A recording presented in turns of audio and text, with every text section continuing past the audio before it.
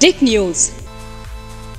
नमस्कार, आपके साथ मैं हूं ऋतिक सविता। स्वागत है आपका टिक न्यूज की खास पेशकश आज की बात में। और आज की बात में हम चर्चा करने वाले हैं, क्या आज बीजेपी कोई बड़ा फैसला ले सकता है मैनपुरी सीट को लेकर? क्या अपर्णा यादव का यहां पर नाम आ सकता है, या फिर वो कौन से नाम हैं जो इस सीट पर बड़े हो सकते हैं बीजेपी के लिए? देखो, एक तरफ ये साफ है कि मैनपुरी सीट सपा की रही है। 1969 के बाद से देखा जाए तो इस पर जो राज रहा है वो सिर्फ सपा पार्टी का रहा है। मुलायम सिंह यादव ने इस सीट को संभाल रखा है, इस सीट को संजोए रखा है। लेकिन देखना ये होगा कि जो इतिहास 1969 के बाद से लगातार मुलायम सिंह यादव ने जिंदा रखा, क्या वह इतिहास अब डिंपल यादव जिंदा रख पाएंगे? ये बड़ा सवाल है। हमारे साथ आज बात करने के लिए मौजूद है प्रांसी में, उनका बहुत बहुत स्वागत है। बहुत शुक्रिया। आज आपको पता है कि आज कोई बीजेपी पार्टी बड़ा फैसला ले सकती है मैनपुरी सीट को लेकर उम्मीदवार के तौर पर।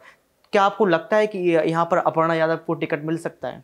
देखिए, अपर्णा बिष्ट यादव को लेकर साफ हो चुका है ऋतिक। पहले ही बीते कल जो खबर सामने आई थी उसमें यही सामने आया कि अपर्णा बिष्ट यादव का नाम इस लिस्ट से हटा दिया गया है, उसका नाम इसमें शामिल है ही नहीं है। तो आपको बता दें कि यहाँ पर उनका नाम जिस तरीके से लिया जा रहा था कि डिंपल यादव को मैदान में उतारा गया है, केंद्रीय गृह मंत्री अमित शाह जी से वह मुलाकात कर चुकी है और दावा यह भी किया गया कि कहीं ना कहीं अब अपर्णा बिष्ट यादव को उतारने के लिए अमित शाह जी सोच रहे हैं। लेकिन जो अंदरूनी सूत्रों के मुताबिक दावा किया गया, वो ये दावा किया गया था कि अपर्णा बिष्ट यादव ने हाँ नहीं कहा है और वह नेताजी की सीट पर उतरने के लिए थोड़ा सा समय मांग चुकी हैं। लेकिन इसके बाद ये खबर सामने आई कि शनिवार के दिन जब योगी आदित्यनाथ जी बैठक करेंगे, उस बैठक में प्रत्याशी के नाम पर मंथन चलेगा।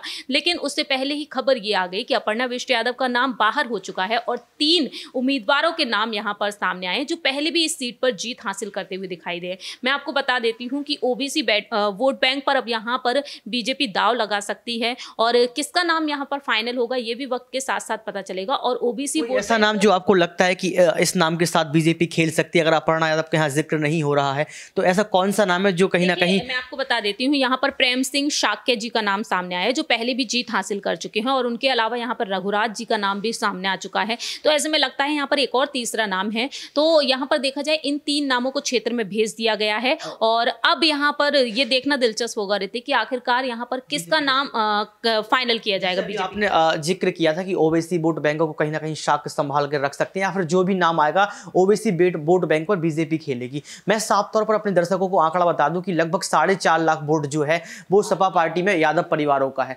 अब वहीं देखा जाए कि अगर जो मुस्लिम वोट है वो लगभग 2 लाख वोट मुस्लिम का है। वहीं अगर ब्राह्मणों की वोट की बात की जाए तो लगभग 1.5 से 2 लाख वोट ब्राह्मणों का है। अगर वैश्य की वोट बात की जाए तो 50 से 60 हजार वैश्य वहां पर है। तो इतना अगर वोट बैंक की यहाँ पर बात हो रही है, यादव ओबीसी में ही आते हैं, तो यादव सपोर्ट तो मेरे हिसाब से सपा का करना चाहिए। देखिए, यहाँ पर देखा जाए तो शाक्य वोट बैंक को इस वजह से भी आगे रखा गया है क्योंकि शाक्य वोट बैंक 3 लाख से ज्यादा का, 3.5 लाख से ज्यादा का, 4.5 लाख आप यहाँ पर यादव वोट बैंक देख रहे हैं। तो शाक्य को लेकर यहाँ पर यही दावा किया गया है। तो एक तरीके से देखा जाए यहाँ पर जो 2 नाम सामने आए, तीसरा नाम यहाँ पर ममतेज शाक्य जी का रहा है। अब इन तीनों में से ही किसी एक को शायद उम्मीदवार बनाया जा सकता है ऋतिक। अब ये वक्त के साथ साथ हमें देखना होगा कि डिंपल के सामने आखिरकार यहाँ पर चुनावी रणनीति में बीजेपी क्या कुछ दाव खेल सकती है उनके सामने, ये हम वक्त के साथ साथ जानेंगे। बीजेपी क्या कुछ दाव खेल सकती है? सबसे बड़ी बात तो ये है कि डिंपल यादव के पास चुनौती है, बहुत बड़ी चुनौतियों का उनको सामना करना पड़ेगा क्योंकि अभी पिछले 3-4 साल से देखा गया कि वो राजनीति में प्रवेश ही नहीं किया, कहीं उन्होंने रैली संबोधित नहीं की और अचानक से उनको एक यहाँ देखा जाए संपत्ति के तौर पर देखा जाए, क्योंकि मैनपुरी सीट कहीं ना कहीं सपा पार्टी की संपत्ति है। तो यहाँ पर एक ये कयास लगाया जा रहा है कि डिंपल यादव के सामने क्या क्या चुनौतियां आ सकती है। आपको सबसे बड़ी चुनौती क्या दिखती है मैम? देखिए, अखिलेश यादव ने ये दाव जो खेला है वो डिंपल यादव को लोकसभा में एंट्री के लिए एक तरीके से खेल दिया है क्योंकि यहाँ पर स्टार प्रचारक के तौर पर हिट हो गई थी डिंपल यादव, क्योंकि स्टार प्रचारक के तौर पर जब यूपी के विधानसभा चुनाव में वह इसी साल उतरी थी तो उस वक्त डिंपल यादव ने जनसभा को जब संबोधित किया था तो यहाँ पर 3 सीटों पर उन्होंने जीत दर्ज कराई थी। तो ये बहुत ही बड़ी बात है। और दूसरी ही तरफ साल 2017 में, साल 2019 में लोकसभा चुनाव में भी वह स्टार प्रचारक के तौर पर थी। साल 2017 में भी यूपी के विधानसभा चुनाव में एक तरीके से देखा जाए पति के साथ कदम से कदम मिलाकर चली हैं। तो भला अब कैसे नहीं, क्योंकि अब देखा जाए अब तो नेताजी भी नहीं है, तो अखिलेश के साथ डिंपल का साथ है। तो जाहिर सी बात है यहाँ पर डिंपल को आगे बढ़ाने के लिए अखिलेश ने ये चुनावी रणनीति रची है। और दूसरी बड़ी चुनौती यहाँ पर यह है कि शिवपाल सिंह यादव यहाँ पर मैदान में नहीं उतर सकते हैं अपनी बहू के सामने। तो शायद यहाँ पर अब जो धर्मेंद्र यादव है, तेज प्रताप सिंह यादव, उनके बीच भी उनका बॉन्ड अच्छा बना रहे। डिंपल यादव के चलते यहाँ पर महिला वोट बैंक भी बढ़ता हुआ नजर आएगा। तो ऐसे तमाम बिंदु हैं जिसके चलते डिंपल यादव को यहाँ पर लिया गया है। और इन तमाम चुनौतियों पर अगर गौर किया जाए तो चुनौती के तौर पर यहाँ पर ऋतिक मैं आपको बता देती हूँ, ना सिर्फ बीजेपी है बल्कि सुभाषपा भी है।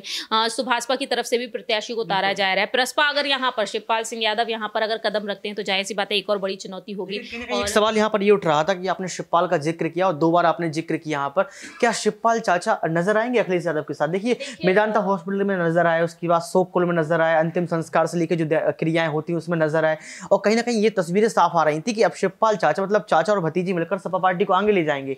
लेकिन अभी आपने कहा कि प्रसपा का वो जिक्र कर रहे हैं, तो यहाँ पर एक सवाल ये भी उठ रहा है क्या फिर वो डिंपल को देखते हुए साथ देंगे? देखिए फिलहाल देखा जाए शिवपाल यादव को लेकर अलग अलग दावे ये किए जा रहे हैं, क्योंकि हाल ही में तेज प्रताप सिंह यादव ने ये कहा था कि शिवपाल यादव को स्टार प्रचारक के तौर पर उतारा जाएगा या फिर नहीं, ये तो लिस्ट जारी होगी तभी पता चलेगा। अब शिवपाल यादव ने एक और बात कही, उन्होंने कहा कि नगर निकाय चुनाव में प्रसपा उतरेगी सभी जगह से, सभी क्षेत्रों से। अब यहाँ पर सवाल ये उठता है कि क्या यहाँ पर अखिलेश के साथ नजर आएंगे?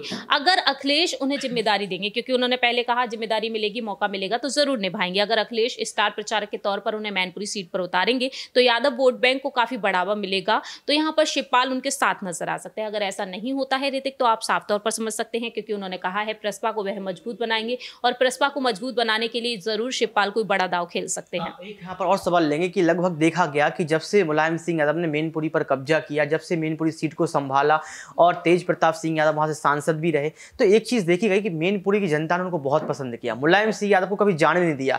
धरतीपुत्र उनको ऐसे ही नहीं कहा जाता, सपा पार्टी के आधार स्तंभ थे, सपा पार्टी को उन्होंने तैयार किया, उसको बनाया है, तो कहीं ना कहीं मैनपुरी की जनता ने उनको बहुत पसंद किया। लेकिन अब मुलायम सिंह यादव तो रहे नहीं, मुलायम सिंह यादव के बाद डिंपल यादव सामने आती हैं, तो क्या डिंपल यादव के लिए मैनपुरी की जनता वैसे ही रुख करेगी जो मुलायम सिंह यादव के लिए करती थी? एक बहुत बड़ा सवाल यहाँ पर। देखिए मुलायम सिंह यादव के लिए जिस तरीके से समर्थन जनता ने दिया था, अगर यहाँ पर डिंपल यादव ठीक उन्हीं की तरह काम करती हुई नजर आएंगी, उनके नक्शे कदमों पर चलती हुई नजर आएंगी, तो डेफिनेटली सी बात है यहाँ पर जनता उन्हें जरूर पसंद करेगी। लेकिन यहाँ पर एक इमोशनल कार्ड भी खेला जा सकता है ऋतिक, क्योंकि मुलायम सिंह यादव के नाम पर यहाँ पर वोट मांगे जा सकते हैं। ये बात आप बखूबी समझते हैं, क्योंकि मुलायम सिंह यादव के नाम पर यहाँ पर देखा जाए उनकी अगुवाई में, उनके नेतृत्व में तेज प्रताप सिंह यादव ने उनके रहते हुए चुनाव लड़े थे, उन्होंने जीत हासिल की थी। लेकिन अब डिंपल और अखिलेश के लिए बड़ी चुनौती बन चुका है कि वाकई में मुलायम सिंह यादव के नाम पर अब वह वोट बैंक साधते हुए नजर आएंगे या फिर नहीं नजर आएंगे। ये मैनपुरी की हमने बात कर ली, एक छोटा सा सवाल रामपुर को भी लेंगे, क्योंकि 5 दिसंबर को रामपुर में भी चुनाव होने हैं। लेकिन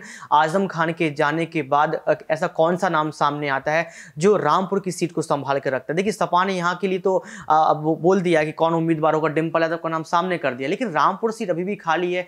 यहाँ पर कौन आपको दिख सकता है? देखिए अगर रामपुर सीट की बात की जाए तो फिलहाल उनकी पत्नी का नाम सामने आ रहा है, तंजीन फातिमा का, लेकिन यहाँ पर आधिकारिक पुष्टि अभी तक नहीं की गई है। अब बात यहाँ पर की जाए उनकी बहू सिद्रा अदीब के बारे में, और जब आजम खान माफ कीजिएगा, जब आजम खान सीतापुर जेल में बंद रहे थे उस वक्त भी सिद्रा अदीब से पूछा गया क्या वह उपचुनाव लड़ेंगी, तो उन्होंने कहा कि आजम जी चाहेंगे, यानी कि उनके ससुर जी चाहेंगे, आजम खान जी, तो वह चुनाव लड़ना चाहेंगी। तो मुझे लगता है कि यहाँ पर कहीं ना कहीं तंजीन फातिमा को या तो आगे किया जा सकता है, या फिर सोशल मीडिया पर जिस तरीके से मांग जारी है सिद्रा अदीब को लेकर, या फिर अखिलेश यादव उन्हें भी आगे कर सकते हैं। रामपुर सीट पर जो है सवाल बना हुआ है कि कौन उम्मीदवार होगा, सपा का, कौन होगा बीजेपी का। हम लोग मैनपुरी सीट पर बात कर रहे थे, हम लोगों ने आज बात की कि क्या क्या चुनौतियां डिंपल यादव को देखने को मिल सकती हैं, क्या मैनपुरी की जनता डिंपल यादव को पसंद करेगी और बीजेपी की तरफ से कौन उम्मीदवार उतर सकता है। तो साफ तौर पर प्रांसी में हमने आपको यहाँ पर पूरा समझाया, बतौर आंकड़ों के साथ आपको समझाया, लेकिन ये तो समय ही तय करेगा कि 5 दिसंबर को क्या होगा, क्या डिंपल जीतेंगी या अपर्णा का नाम फिर से सामने आएगा। ये सवाल बना हुआ है। आज के लिए सिर्फ इतना ही, हमें दीजिए इजाजत, फिर मिलेंगे किसी बड़े मुद्दे के साथ। देखते रहिए टेक न्यूज। बहुत शुक्रिया।